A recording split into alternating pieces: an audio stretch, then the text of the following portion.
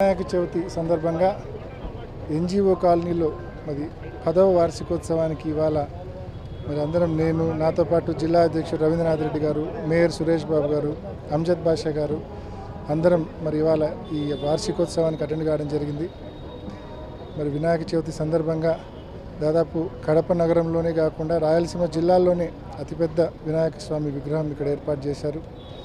స్వామివారి ఆశీస్సులు జిల్లా ప్రజలపైన, రాష్ట్ర ప్రజలపైన అందరిపైన మెండుగా ఉండాలని చెప్పి మనస్ఫూర్తిగా కోరుకుంటా ఉన్నా.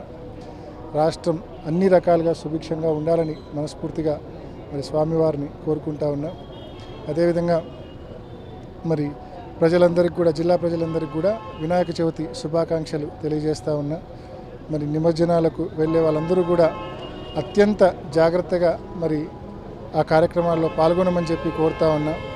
నిన్ననే ఒక అపశృతి జరగడము, మరి మొగమేరులో ఒక సోదరుడు మరి కింద వేంపల్లకు సంబంధించిన ఇద్దరు మొగమేరులో కింద పడి నీళ్ళల్లో పడి చనిపోవడం, ఇటువంటివి జరుగుతూ ఉన్నాయి.